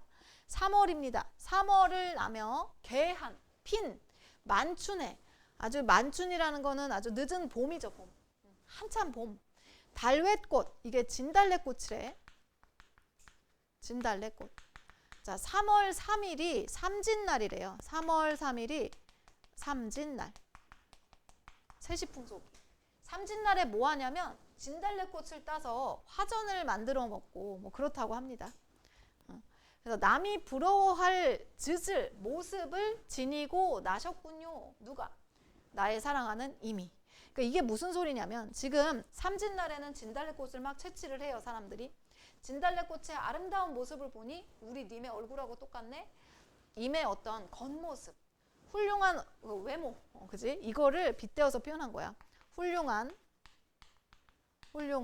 외모. 지금하고 조금 달랐나 봐. 그러니까 남자의 아름다운 잘생김을 꽃에 비유를 했나 봐요. 그죠? 요즘은 여자의 얼굴을 주로 그렇게 하잖아. 그치? 그래서 임의 훌륭한 외모를 빗대어서. 그러니까 2년에서는 훌륭한 인품을 빗대어 표현했고 여기 3년이란다. 여기가 3년이고 여기가 4년이겠지. 3월에는 이제 님의 어떤 아름다운 외모를 이제 이렇게 표현을 한 거죠. 자, 그다음 보면 4월이야. 4월에 안이 있고 오시는군요. 꾀꼬리새요. 이랬어. 꾀꼬리새가 철새래. 철새라서 이때 우리나라에 온대요. 4월에. 그러면 4월이 되면 얘는 잊지 않고 우리나라에 오는 애야. 자, 그런데 무심하다. 녹사님은 옛날의 나를 잊고 계시는구나. 이래. 녹사님은 안 오네. 이 소리야. 그럼 녹사님이 누구? 내가 사랑하는 남자. 이렇게 되지. 근데 여기서 알 수 있는 게 뭐냐? 우선 녹사님이라는 벼슬. 자, 이 벼슬을 하니까 님은 남자고 화자는 여자구나. 화자가 여성임을 알 수 있다. 여성임을 알 수 있게 해주는 단서. 자, 그리고 두 번째는요. 녹사님이라는 벼슬이 조선시대는 없대요. 그러니까 이게 찾아보니 고려시대에 있더라. 그러니까 한마디로 이 작품을 창작한 창작 시기가 고려시대라는 걸 알 수 있게 해주는 단어래요. 그러니까 창작의 시기가 고려시대라는 거를 알 수 있게 해주는 단어가 됩니다. 그죠? 무심하시군요. 녹사님은 옛날의 나를 잊고 계시는데 꾀꼬리새는 매번 돌아온다. 그럼 여기선 꾀꼬리새와 녹사님이 대비가 되고 있네. 그죠? 이렇게 보면 돼요. 그죠? 자, 그 다음에 5월 갑니다. 5월. 5월 5일은 우리 지금은 5월 5일 무슨 날이에요? 어린이날. 소파 방정환 선생님의 어린이날. 옛날에 위인전에서 소파 방정환 선생님 얼마나 존경했는지. 아무튼 근데 자, 5월 5일이 원래는 단오래입니다. 단오. 음력 5월 5일이요. 단오. 이때 수린날이라고 나와요. 여기 수린날. 우리 단오하면은 뭐 여자들은 그네 띄고 남자는 씨름하고 이런 날로 알고 있잖아요. 근데 여기에는 뭐라고 얘기하냐면 수린날에 아침에 야근이래요. 이거 오타예요. 아침 이렇게 아침 야근. 아침에 약을 먹는데요. 근데 그 약이 즈문해 천년을 장존하살 오래오래 사시는 그런 약이라고 해서 받잡노이다. 누구에게? 사랑하는 임에게. 그럼 이게 약이 무슨 뜻이야 이게? 임에게 바치는 정성과 사랑이지. 임에게 바치는 정성과 사랑이다. 그럼 여기 이때 세시풍소 이제 요 날에 이제 절기는 이제 수린날. 그지? 수린날. 지금으로 얘기하면 단오가 되고 이때 아침약을 님에게 정성과 사랑의 표식으로 바친다. 요 시어랑 많이 나오는 게 우리 삼위인곡에서 삼위인곡 배웠잖아. 그지? 봄에는 뭘 바쳐? 봄에는 매화. 여름에는 뭐였어? 여름엔 낮이 기니까 임의 옷을 지었다 그랬잖아. 기억나? 가을에는 뭐였어요? 맑은 가을 달별의 맑은 빛, 청광. 겨울에는 뭐였죠? 겨울에는 따뜻한 봄의 기운, 양춘이었잖아. 기억나? 요거. 그래서 요거랑 같이 잘 나와요. 님에게 바치는 정성과 사랑을 알려주는 시어다. 이렇게 해서 잘 나와요. 체크하면 좋아. 자, 어쨌든 그 다음 6월로 갑니다. 6월의 세시풍속이 이게 유두일이에요. 이게 세시풍속입니다. 자, 이날 뭐 하냐면요. 머리를 감는데 계곡에 가서 머리를 감고 빗으로 머리를 이렇게 빗어. 그 다음에 벼랑에서 빗을 던진대요. 자, 그게 왜 그러냐면 던지면서 내 애군을 같이 가져가라 이런 거래. 빗에다가. 그럼 이때는 이제 다 나무 빗이니까 이게 환경오염이 안 됐겠지. 플라스틱이면 난리가 나겠죠. 자, 어쨌든 그래서 6월 보름에 벼랑에 버려진 빛 같대. 자, 벼랑에서 버려진 빛들이 엄청 많이 쌓였을 건데, 그지? 그 버려진 빛과 같대. 누가? 화자가. 자기 자신이 벼랑에 버려진 빛과 같구나. 이렇게 설명한 거야. 왜? 내가 지금 버려졌거든요. 자, 나는 버려졌지만은 그럼에도 불구하고 돌아보실 님을 내가 조금이라도 쫓고 싶습니다. 님이 조금이라도 나를 돌아봐 주면 내가 님한테 가고 싶어요. 이런 소리야. 알겠지? 그래서 버림받은 신세를 표현했다. 이렇게 보면 되는 거야. 됐지? 자, 이제 7월 보름이에요. 7월 보름은 백중일이에요. 백중일입니다. 자, 이때는 7월 보름이에요. 나 정확하게는 잘 모르겠는데, 그러니까 백종이라는 건 뭐냐면 100가지 종류의 씨앗, 100가지 종류의 음식, 100가지 종류의 과일, 뭐 곡식 이런 거예요. 이런 거를 막 상에다가 착 차려놓고 이런 소리야.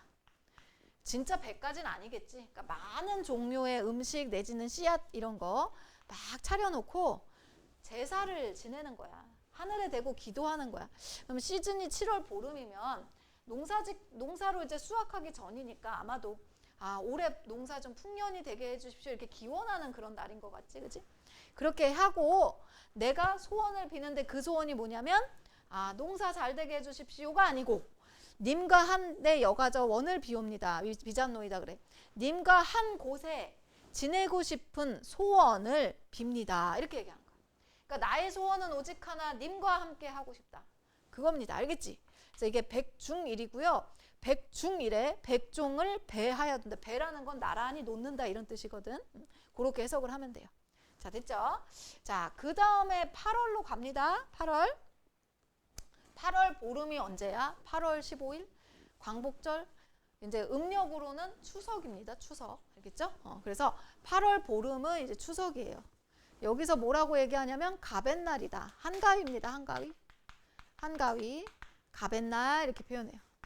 그러면 옛날이나 지금이나 이 한가위는 민족의 대명절이에요. 가장 이제 큰 행사예요. 너무 사람들이 행복한 시즌이야. 막 풍성하고 그치? 먹을 거 많고. 그래서 너무 좋은 날이지만은 님을 매셔서 지내야지만 오늘날이 가뱃날이시다. 나에게 진정한 한가위는 님과 함께 있어야지 진정한 한가위래. 그러니까 님이 없으니까 나는 한가위가 나에게 진정한 한가위가 아니래. 그러니까 님을 그리워하는 마음이다. 이렇게 생각하면 되지. 알았지? 자, 그 다음이요. 그 다음 9월입니다. 자, 9월 9일이에요. 9월 9일은 얘가 이제 중양절이라 그래. 중양절. 중양절이 뭐냐면 양기가 두 번 겹쳤다는 거야. 그러니까 내가 잘 모르지만 음양의 조화에서 이제 홀수가 양기 같아요. 9월 9일이니까 양기가 두 번 겹쳤다. 이날의 세시풍속은 국화를 따서 술을 만들어서 이제 먹고 국화차를 이제 마시는 날이래. 근데 이제 3월이 아까 뭐였는지 알아? 3월이 삼진날이었거든요. 3월은 진달래 화전을 부쳐 먹죠. 그러니까 3월에는 진달래 꽃을 따고 9월에는 국화꽃을 따는 거야. 그러면 이제 여인네들이 막 국화를 소쿠리 같은 데 가져 나가가지고 막 국화를 땄어. 어머 예쁘다 신난다고 막 땄을 거 아니야. 밖에서 막 화기애애했지. 그리고서는 집에 딱 들어왔는데 집안이 조용해.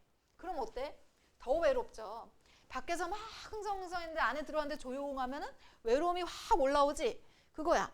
9월 9일 중양절에 약이라고 먹는 황화꽃, 국화꽃이 집에 들어오니까 세셔가 초가집이 가만하에라는 건 뭐냐면 너무 조용해. 초가집이 조용하다. 왜? 사람이 없어서. 그러니까 외로움이 더 커진다. 이렇게 해석을 하면 돼요. 자, 그 다음에 10월입니다. 10월에 점이연 바랏 다오라. 이건 이제 해석이 좀 여러 가지긴 합니다. 그런데 일반적으로는 보리수나무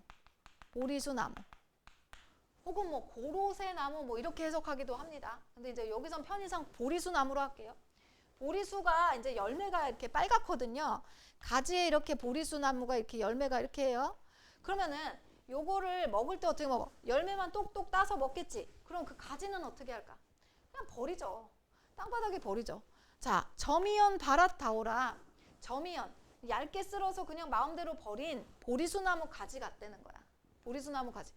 열매만 똑똑 따서 먹어. 꺾어 버리신 후에 그거 버린 가지를 누가 돌봐? 지니실 분이 없어. 그러니까 갖고 다니실 분이 없다라는 거지. 그게 곧 나의 신세와 동일하다는 거지. 버림받은 자신의 신세를 점이연 바랏이라고 표현을 한 거야. 화자. 그지? 버림받은 화자의 신세를 표현한 거다. 그러니까 보리수나무를 취할 것만 취하고 가지는 버렸다. 그지? 자, 그 다음 11월이요. 11월은 음력 11월이면 제일 추워요. 얼마나 추워? 봉당자리가 어딘지 알아? 우리 전통적인 가옥의 형태가 어때요? 집 밑에, 방 밑에 온돌이잖아. 방 밑에 온돌이야. 방과 방 사이를 나무판으로 있잖아. 이게 마루죠, 마루. 마루 밑에 뭐야? 여기는 온도가 높지 않아요. 여기는 그냥 흙바닥이야. 요 흙바닥을 봉당이라 하거든요. 그래서 어떤 집에서는 이렇게 나무를 깔아가지고 마루의 형태를 만드는데 어떤 집은 이걸 안 만들어요. 그러면은 그냥 흙바닥이 있는 거야. 이게 봉당이라고 하는 거야. 이 봉당 자리에 한삼을 덮고 누웠어? 한삼이 뭐냐면 그 옷을 만드는 옷감 중에 시스루 계열의 그 여름의 옷감이 있어. 여름에 입는 옷감. 그게 한삼이야. 미쳤어? 11월에 흙바닥에 여름에 그 비치는 옷을 그걸 덮고 누웠대. 미쳤냐고. 그러니까 이게 뭐냐면 그만큼 나의 마음이 춥다 이 소리야. 나의 마음이 춥고 괴롭다라는 걸 이렇게 비유적으로 했대. 좀 비유가 좀 안 이쁘지 않니? 뭔 흙바닥에 누워. 자, 그러면서 스를 살아온디어 너무 슬픕니다. 이런 뜻이에요. 너무 슬픕니다. 고운님과 스시옴 따로 떨어져 지내는구나. 그래서 님과 헤어진 슬픔을 표현한 것이다. 이렇게 보면 돼. 스를 살아온데 뭐라고? 너무나 슬프다. 이건 이제 감정을 직접적으로 표현한 거죠. 직접적으로 제시했다. 이렇게 보면 돼요. 그지? 그래서 자신의 춥고 괴로운 어떤 상황을 이렇게 표현을 했다라는 거야. 알겠죠? 이렇게 보면 되고요. 자, 이제 11월 했어. 12월. 이제 마지막이야. 길죠. 또 어떻게 보면 또 되게 짧기도 하고. 자, 12월입니다. 이거는 해석을 안 들으면 뭔 소린지 몰라요. 해석을 좀 잘 외우셔야 돼요. 12월이에요. 분디나무로 깎은 분디나무, 나무의 한 종류인 것 같아요. 아으 나잘 반에 저 다오라 해서 나잘 반이 뭐냐면요. 소반, 밥상이에요. 밥상 위에 젓가락 같다. 누가? 내가. 그치? 젓가락 같대. 자기 자신을 젓가락에 비유하고 있네. 이게 밥상에 그 밥이랑 국이랑 막 있고 이렇게 숟가락 젓가락을 놓은 거야. 알지? 님의 앞에 들어 얼이오니, 얼이다라는 거는 나란히 둔다. 님이 여기 앉을 거를 딱 예상을 했어. 여기다가 이제 숟가락 젓가락을 이렇게 놨단 말이에요. 근데 난데없는 손님이, 여기 앉은 손님이 이걸 가져가서 먹었대. 이게 무슨 뜻이냐면은, 내가 이 손님의 의미는 뭐냐면, 내가 원하지 않던 사람에게 정말 의도치 않게 시집을 가게 됐다. 이런 의미로 해석을 해. 요거는 안 외우면 뭔 소린지 모르겠지 얘들아, 그치? 이런 의미예요. 그러니까 좀 다른 사람과 결혼하게 되었다. 다른 사람과 결혼하게 되었다. 이런 의미다. 이렇게 생각을 하면 되겠어. 전체적인 내용이 동동의 내용이 이런 거예요. 알겠지? 그래서 동동에서는 그 계절을 나타내는 거, 그리고 그 계절의 소재가 어떤 의미로 쓰이는지 이런 걸 좀 문제로 많이 물어보니까 그거를 잘 잘 정리를 하고, 하나만 더 정리를 해주면 화자와 동일시되는 소재들도 나오고요. 또 화자와 대비되는 소재도 나오죠. 그렇지? 읽다 보니까. 자, 그리고 임의 모습을 나타내는 소재도 나오고, 또 사랑과 정성의 소재도 나오죠. 그래서 어떤 소재이냐를 좀 정리를 해보면 좀 편할 것 같아요. 자, 우선은 화자와 동일시되는 소재가 뭐였냐면, 벼랑에 떨어진 빛 같다. 유견에서 나왔던 빛. 유견에서 나왔던 거. 그리고 12월에서 뭐 나왔지? 분디나무로 깎은 젓가락 같대. 그지? 12월령에서. 그죠? 님의 앞에 가져다 얼이오니, 난데없는 손님이 가져다 무라 잡노이다 이러잖아. 그리고 보리수나무 열매, 이런 표현이 있었어요. 보리수나무까지 10년에서.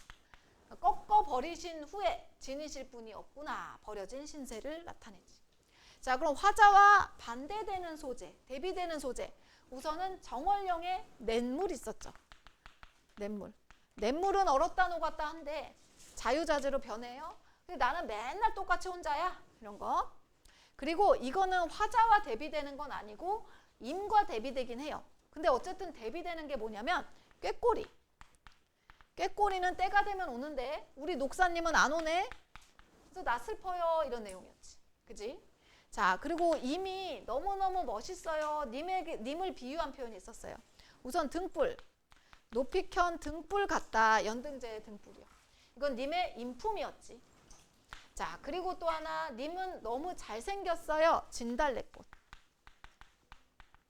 그치? 요거는 삼진날. 아이고, 등불이 2월이고 삼진날 맞죠, 이거? 자, 그리고 님에 대한 사랑과 정성을 의미하는 거 뭐였지? 아침약. 그치? 술인날 아침약을 이제 5월령이었어요. 5월령 이렇게 보면 됩니다. 알겠죠? 그래서 이런 소재들 좀 정리해 놓으면 동동에 대한 이해가 더 명확하게 잘 될 거니까 요거 중심으로 잘 가. 정리를 하시면 되고요. 자, 그러면 한번 봤으니까 문제를 한번, 시간은 좀 부족하지만 요번에는 한번 좀 풀어보는 게 어떨까? 1번하고 2번 딱 두 문제야. 한번 풀어보자.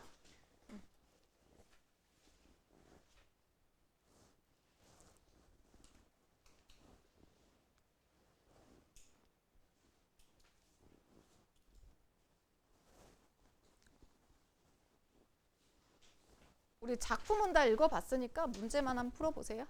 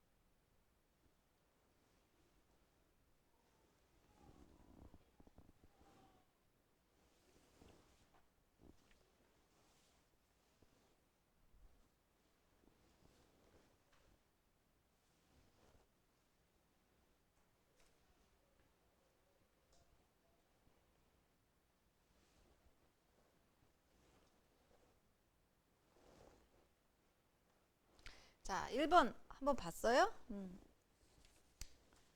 자, 1번의 답은 5번인데, 자, 우선 G 부분에 방금 읽어서 여러분 좀 어려울 수 있는데요. G 부분에 서리적 표현이 없어요. 서리적 표현이 없어서 답이 5번입니다. 이룰 수 없는 사랑에 대한 한탄은 맞습니다. 자, 2번에서 적절하지 않은 것은 답이 1번이에요. 자, 이거는요, 송축의 의미는 맞아요. 덕과 복을 드립니다. 임금님 만세 했는데 주된 정서랑 어울리지가 않아요. 그지? 주된 정서는 뭐야? 임에 대한 사랑과 그리고 이별의 슬픔 이런 건데, 그지? 근데 무슨 여기서 갑자기 덕과 복을 드립니다 하면 전체적인 내용하고는 좀 맞지가 않죠. 그지? 그렇게 보면 되겠습니다. 자, 여기까지 이제 동동을 했고, 그 다음에 우리 고전 소설 두껍전으로 갈게. 158페이지. 158.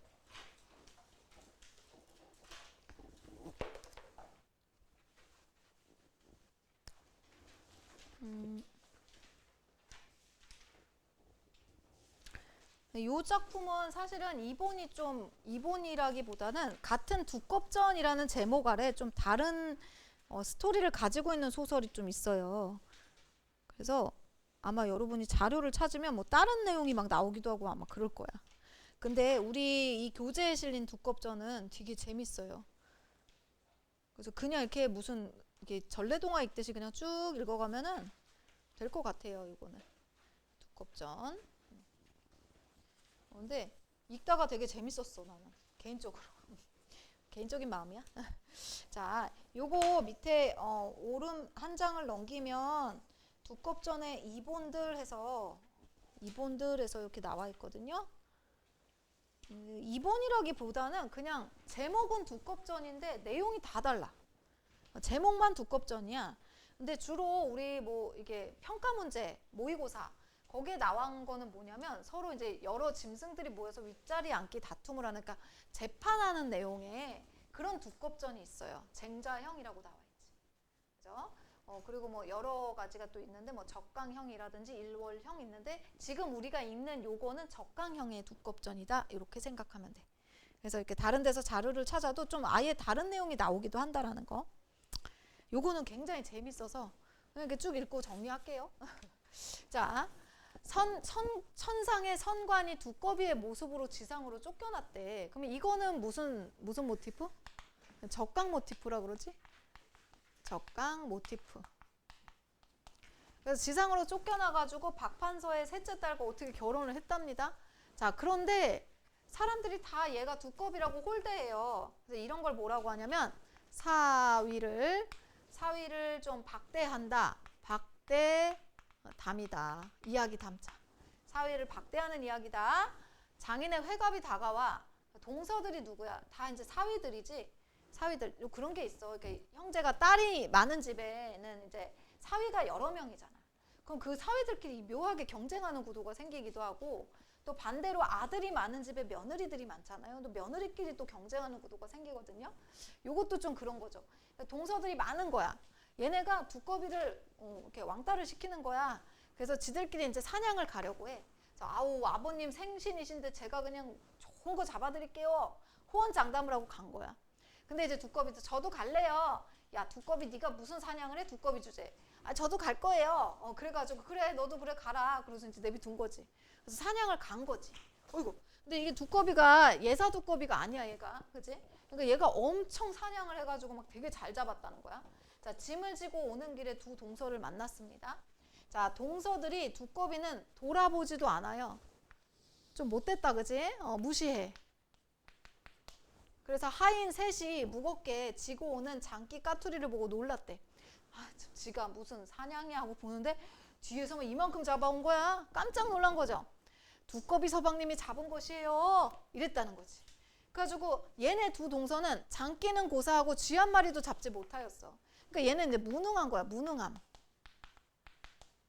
그래서 두꺼비가 자네들 얼마 잡았어? 이러면서 조롱했어. 근데 동서 둘이도 웃겨. 처음에 무시할 땐 언제고 막 비는 듯이. 야 자네는 사냥을 못해도 너 두꺼비니까 괜찮잖아. 이건 뭐냐면 너는 기대감이 없잖아. 너한테 누가 기대 안 하잖아. 기대감이 없잖아. 근데 우리는 기대한단 말이야. 책망이 있을 거야. 너네 못 잡았어. 막 그렇게 할 거란 말이지. 그러니까 너 사냥한 거 우리한테 좀 줘. 이런 뭐 나쁜 그런 게 어딨어. 그지? 그러니까 지금 이거 보면 태도 변화가 나오죠. 동서들이 태도가 변화해. 어떻게? 처음에는 무시했는데 지금은 애원해요. 한 마리만 줘. 이렇게 애원을 하고 있어. 자, 그랬더니 두꺼비가 내가 너네들한테 뭐를 아끼겠니? 자, 그런데 내가 원래 그런 거 줄 때 말이야. 사람의 등에 도장을 찍어. 약간 왜 이러나? 자, 내가 왜 이러냐? 자, 사람의 등에 도장 찍어 나는. 그러니까 너네들도 도장 좀 찍을게. 너무 언짢게 생각하지 마. 이렇게 하는 거야. 근데 이게 나중에 어떤 사건의 복선이 되는 거야. 색깔로 쓸게요. 복선이 되는 부분이다. 어떤 사건이 일어나고 이 도장이 뭔가 역할을 한다. 이렇게 보면 됩니다. 자, 그랬습니다. 그래서 두 사람은 그냥 사냥감의 욕심만 났어요. 지금 아무 생각이 없어. 그래서 찍어 이렇게 된 거지. 그래가지고 허락을 했어. 그래가지고 이제 묵을 꺼내가지고 벗기고 먹을 붙여서 등에다 도장을 꽝 찍었죠. 종에게 분부를 했어. 사냥한 짐승 다 줘. 그랬더니 이 하인들이 다 줬어요. 얘네가 너무 기뻐한 거야. 생각이 없는 것들. 자, 사냥한 짐을 가지고 들어가니까 집안 사람들, 장인 장모가 칭찬하죠. 우리 사위들 사냥도 이렇게 잘해. 근데 이제 뒤늦게 두꺼비가 빈손으로 헐떡헐떡 가니까 다들 아유, 저런 것이 뭔 사냥이야. 이렇게 했다는 거야. 그러니까 천대받는 거죠. 천대를 받고 있다. 사실은 신선인데 말이지. 그지? 자, 그럭저럭 해감날이 되었습니다. 마을에 사는 사람 상중하 남녀노소 없이 다 모였어요. 맞사이 둘째 사이도 참석했고 사수병풍 빛나는 천막으로 햇살 가리고 맑고 아름다운 색채 띠는 듯한 춤과 노래, 양금, 거문고 좌우로 펼치면서 놀았습니다. 이 부분이 뭐가 나타나요? 잔치의 어떤 장면을 묘사하고 있죠. 그래서 표현상의 특징하면 묘사다 이렇게 볼 수 있겠네요. 자, 이런 경사에 두꺼비네에는 못 오게 했대. 두꺼비네에는 못 오게 했대. 지금 굉장히 박대하고 있죠. 야, 니네 창피하니까 얼굴 여기다 보이지 마, 오지 마 이렇게 한 거야. 그네들이 두꺼비를 미워하기 때문에. 두꺼비가 분해요. 나 더 이상 못 살아. 드럽고 치사하네. 자, 분해서 샬라샬라샬라 진원을 외워서 허물을 벗었습니다. 아니 그럼 진작 벗든가 그지. 그래서 이제는 변신의 모티프죠. 이거 변신 모티프. 변신 모티프. 그래서 원래는 두꺼비였는데 이제 선관이 됐어. 신선이 됐어요. 진짜 길어지 그지. 자, 그래서 허물을 벗으니 하늘에서 청모 시한필 하인 13명이 내려와. 아주 그냥 그냥 유달리 그러네. 그지? 층층다리 무지개 안장에 황금 등자도 걸고 화인들이 치장한 것을 보니 슬렁슬렁 번거지 10십자 끈을 넓게 달고 흑띠와 복근을 둘러매고 육모 방망이 거꾸로 잡고 도깨비에게 막 문안을 하는 거야. 안녕하세요 형님 잘 계셨어요. 이렇게 문안을 했다는 거지. 그지? 그렇게 했대요. 그래서 두꺼비 또한 새 성관의 의복을 제대로 갖추었답니다. 이리하여 윗문을 나오니 자, 뉘라서 두꺼비인 줄 알리오 이러잖아. 이거 누구 생각? 누가 두꺼비인 줄 알겠어? 이거 누구 생각? 서술자의 생각, 서술자의 판단, 서술자 개입이다. 그럼 이 작품에 서술자 개입 있냐 없냐 했을 때 있습니다 가면 돼요. 고전 소설이라 그래서 100% 서술자 개입이 있는 건 아니고요. 또 서술자 개입이 있는 작품이라고 해도 나와 있는 지문 안에는 없을 수도 있거든요. 나와 있는 지문 안에 없으면 그게 있냐 없냐를 또 따질 수도 있어서 무조건 서술자 개입이다 이렇게 가면 안 돼요. 이런 거 잘 봐야죠. 자, 그래서 두꺼비가 곧바로 잔치하는 집 사랑에 갔어요. 그래서 대강 깨배우니 대강 깜짝 놀랐겠지. 와, 모두 너무 잘생겼어. 그러니까 뛰어난 용모를 가진 거야. 뛰어난 용모. 그지? 자, 그래서 아니 어느 네 사람이세요? 못 알아본 거지. 제가 평안도 송천부에 사는데 되도록 부린 종 두 놈을 잃고 찾지를 못하고 있습니다. 거짓말 하는 거야. 소문을 들으니 여기 왔다고 해서 불원천리하고 다녀왔어요. 막 엄청나게 먼 거리지만 막 뛰어왔어요. 하면서 두 동서를 가리키면 저놈들이 나의 종입니다. 그러니까 뭐라고 얘기하면 제 종에는 도장이 찍혀져 있어요. 이렇게 얘기한 거죠. 아까 도장 찍은 게 이것 때문이구나. 옷을 벗겨서 확인해보니 진짜 그 표시가 완연했다라는 거지. 아, 도장. 아까 도장을 찍은 이유가 여기서 나오는구나. 그죠? 그래서 두꺼비가 저 두 놈을 잡아 결박하라 이렇게 한 거야. 그러니까 하인들이 달려들어서 거행을 하니까 자, 두꺼비가 호령을 추상같이 하나 무섭게 하는데 누가 그것을 말리리요? 이것도 누구 생각? 서술자의 개입이다. 이렇게 하는 거죠. 서술자 개입이다. 그래서 두꺼비가 야, 너희가 옷과 박이 부족하다고 상전을 배반하고 도망을 쳐 양반에게 장가들어서 제법 사랑에 앉았다만 어찌 망령치 아니하리로 이렇게 아예 대놓고 이게 사람을 아예 오해를 하게 만드네, 그지? 그러면서 종놈을 매달아 항복받게 해라 했더니 안에서 부인이 이 말을 듣고 통곡을 합니다. 이 부인이 누구냐면 그러니까 이게 지금 자신의 장모죠. 두꺼비 사이의 장모예요. 아, 내가 팔자가 진짜 사납구나. 딸 하나는 두꺼비 사이에 딸 둘은 남의 종놈 사이네. 이렇게 얘기를 하는 거야. 그러니까 이건 뭐냐면 두꺼비 말을 뭐 한 거지? 두꺼비 말을 믿은 거죠. 믿음 이렇게 한 거지. 자, 그래서 분위기가 완전히 안 좋아졌죠. 두 사이가 아유 그게 아니고요. 저희가 사냥 갔을 때 사실 두꺼비 동서를 만나서 이러이러하였습니다. 이렇게 하는 거지. 그럼 요 두 줄이 뭐냐면 자신들이 있었던 일의 사건을 뭐야? 요약해서 제시하는 부분이다. 그죠? 요약해서 제시하는. 그럼 여기가 묶여져 있다는 건 아, 여기에 말하는 방식을 물어보는 거구나. 이렇게 할 수 있는 거지. 요약해서 제시하고 있네. 자, 그래서 놀란 대감이 급히 하인을 시켜 두꺼비 사위를 데려오라 했습니다. 그러나 곳곳을 찾아도 없어요. 그죠? 그래서 대감이 놀래가지고 풀어서 찾는데 두꺼비가 형체를 변형하고 있었으니 두꺼비를 어디 가서 찾으리요? 이것도 누구 생각? 서술자 개입. 서술자 개입이다. 두꺼비 없지롱. 자, 그러자 그때서야 두꺼비가 대감에게 절을 하면서 근심 마십시오. 제가 두꺼비 사이로소이다. 커밍아웃. 정체를 밝혔어. 정체 밝힘. 밝힘. 그치? 자, 대감이 깜짝 놀라면서 아니 그대가 두꺼비라고? 아니 왜 여태까지는 왜 안 벗고 있었어? 이렇게 잘생겼는데 제가요 사실은요 천상에서 비를 내려주는 선관이었어요. 적강 모티프.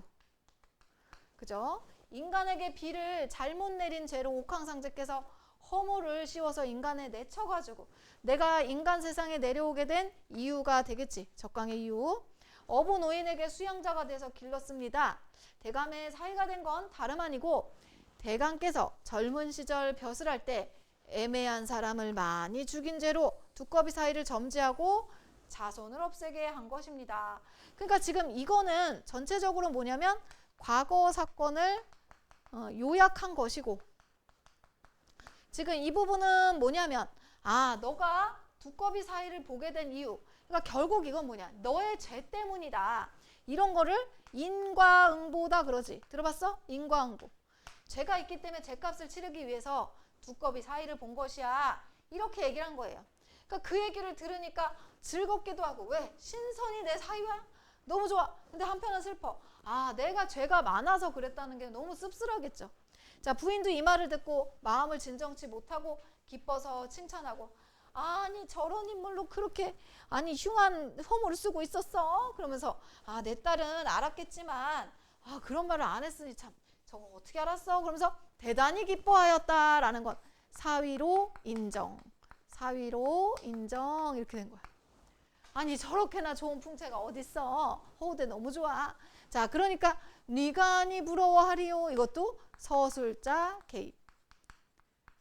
자, 그래서 성관이 두 동서를 돌아보며 말하기를 그대들은 나를 너무 업신 여긴 죄로 욕을 보았어. 이렇게 얘기한. 너네가 나 무시해서 내가 좀 혼냈어? 자, 그러면서 빈 상자를 올리면서 이거를 간수해두면 부귀할 것입니다. 간수하세요.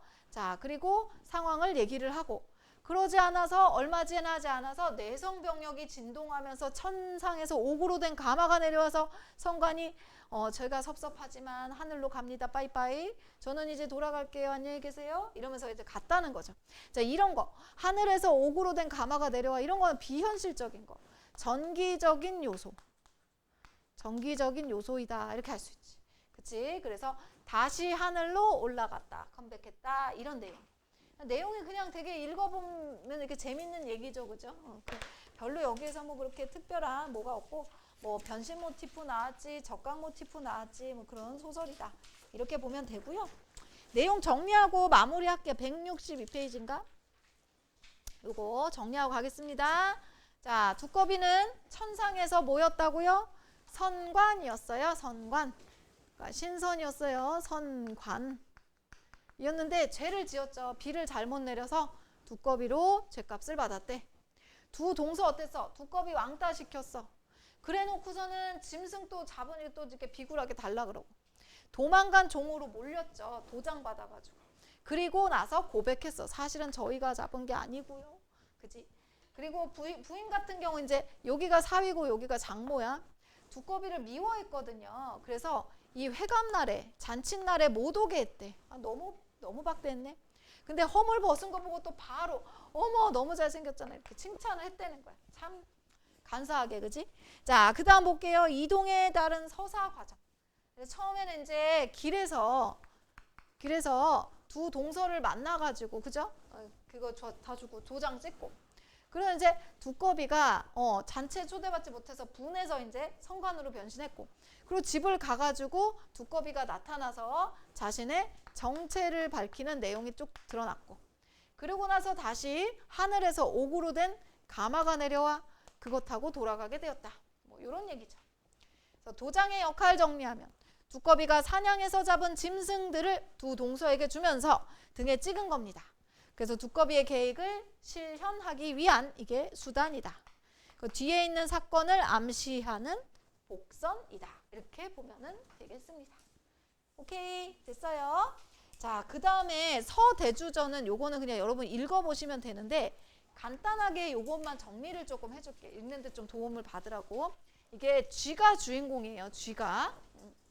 이렇게 쥐가 주인공인 거, 이렇게 동물이 주인공인 거 이런 거를 우화소설이라 그래. 우화소설. 근데 우화소설이라고 하고 또 내용이 뭐냐면 이 그 쥐가 쥐가 다람쥐가 모아놓은 도토리를 다 훔쳐갔어. 다람쥐가 열받아가지고 이제 항의를 한 거야. 그래서 재판이 열렸는데 이 쥐가 자기가 돈이 많거든요. 돈으로 다 매수해가지고 결국은 원님이 제대로 된 판결을 못해요. 오히려 다람쥐가 매 맞고 쫓겨나. 그런 내용이야. 그러니까 재판에 관한 내용이라서 이런 걸 송사소설이라 그래. 그럼 결국은 이걸 통해 하고자 하는 얘기는 뭐냐? 사람 얘기를 하려는 거죠. 사람 얘기. 그러니까 이렇게 억울하고 분한 재판이라는 게 결국은 어떤 죄 없는 사람들의 죄가 없음을 결백을 밝혀주는 수단이 되어야 되는데 있는 자, 가진 자들을 위해서 이렇게 쓰인다는 거지. 이런 거를 이제 풍자하는 거야, 지금. 그래서 주로 풍자의 목적으로 이런 소설을 쓴다라는 거지. 그치? 그래서 결국 정리를 해보면 이 송사라는 게 부당한 판결로 인해서 이것 때문에 뭔가 사회 정의가 구현되지 않는다. 이것에 관한 문제의식을 이렇게 다루고 있죠. 그리고 이 과정에서 뭐가 드러나요? 이제 부정부패의 어떤 상황들. 돈으로 뭐 매수한다든지, 그래서 권력자들의 권력 유지 수단으로, 그죠? 이 재판이란 게 쓰인다든지, 뭐 이런 것들에 대한 비판. 이게 동물의 이야기로 하고 있지만 사실은 사람 얘기를 하는 거지, 그치? 그래서 여기서 이제 서대주가 나오고, 그리고 타남주라고 하는 타남주가 나오거든요. 타남주. 얘가 이제 쥐예요, 쥐. 얘는 다람쥐. 이렇게 돼요. 그래서 다람쥐가 열심히 모은 도토리를 싹 다 가져간 거야, 쥐가. 가지고 너무 승질이 나가지고 원님한테 좀 이거 재판 좀 해주십시오 했어. 근데 얘가 이제 서대주가 처음에 너 도둑질 했다라는 제보가 들어왔으니까 너 가자. 옥에 끌고 들어가는 거야. 끌고 들어갈 때 또 얘 서대주가 돈으로 다 사. 옥에 있는 사람들 뭐 다 사가지고 막 제가 좀 늙어가지고 관절이 안 좋은데 갈 때까지는 가마 타고 좀 가면 안 될까요? 돈을 막 주고. 그러니까 가마 타고 편하게 가가지고 가서 이제 내려. 택시에서 내리듯이 내려서 감옥에 가서도 큰지 중간지 조그만지가 같이 들어와. 감옥에. 그래서 걔네가 주물러. 그래서 편하게 있다가 재판을 하는데 너무 불쌍한 그 그 슈렉의 그 고양이 표정을 지으면서 그게 어디 나오냐면 그게 마지막 문단 보여요? 마지막 문단에 서대주가 옷섭을 여기요. 단정히 꿇어 앉았는데 뾰족한 입이 오물거리고 두 귀가 발쪽거리고 두 눈이 깜짝거리면서 두 손을 모아 빌면서 눈물이 흘러내려 옷깃을 적셔. 이런 거 고양이 표정을 짓는 거지. 그래서 여기에 원님이 그냥 이게 홀딱 속아요. 그래서 이런 게 뭘 보여주냐? 지배층의 무능함을 보여주는 것이다 라는 거야. 알겠지? 그런 내용이고 한번 여러분 읽어보시면 되겠습니다. 자, 오늘은 여기까지 진행할게. 얘들아 숙제 해오세요.